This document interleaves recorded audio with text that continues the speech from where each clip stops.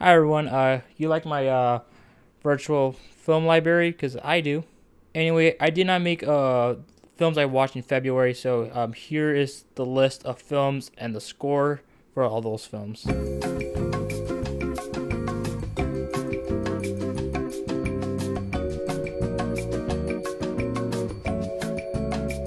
I don't have a ton of time, so let's jump into the films I watched in March. The first film is Moxie, which is directed by Amy Poehler.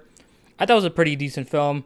You could clearly tell that it was based off a book. There was a bunch of questionable scenes, but for the most part, that was a pretty decent film. Amy Poehler did her job. It was a pretty decent watch. I'm giving this film a 6 out of 10. The next film I watched was Biggie, I Got a Story to Tell, which is a documentary on Biggie Smalls. You could clearly tell that Diddy approved the film, but for the most part, I thought it was a pretty good music doc. If you're a casual hip hop fan, go watch it. I'm giving this film an 8 out of 10. The next film I watched was Boss Level. I had low expectations about this film since it was released by Hulu. It has a lot of B-list celebrities and it has a controversial actor in Mel Gibson, but I was surprised. I thought it was a pretty good sci-fi film. Hulu needs good films because the films lately have been mediocre or terrible. But it's a pretty decent sci-fi film. I'm giving this film a 7 out of 10. The next film was Cherry, or what the posters call it, Chirk. Tom Holland was pretty good. Sia Bravo, which I know her from Big Time Rush, was pretty good. But the writing and the directing of Russo Brothers is not great. It honestly felt like the music video extension of Wake Me Up Until September Ends by Green Day.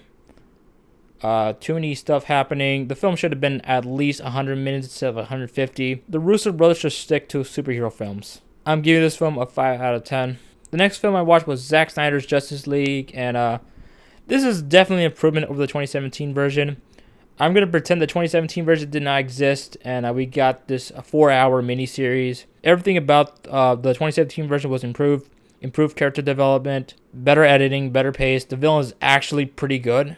Not like mediocre, but it's actually pretty good. This isn't my favorite superhero film of all time, but I thought it was pretty good. I'm giving this film an 8 out of 10. Then I watched Bad Trip. I think I had way too much high expectations since the Eric Andre show is one of my favorite shows. But for the most part, I thought it was pretty funny. And this is one of the better prank films.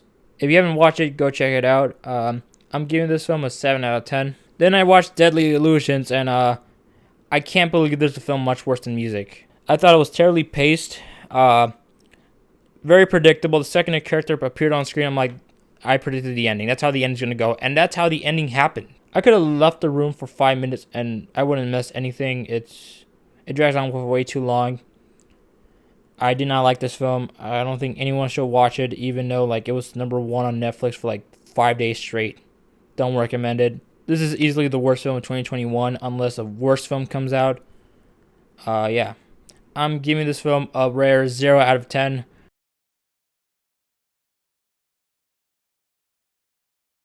The last film I watched was Godzilla vs. Kong, and I wanted a monkey and dinosaur fight, and I did get that.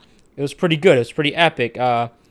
Wish I saw it in IMAX, but the human characters were uninteresting. I didn't care about the human characters. I think nobody cares about the human characters. But I wanted monkey and dinosaur fighting, and I did get that, so I'm happy about that.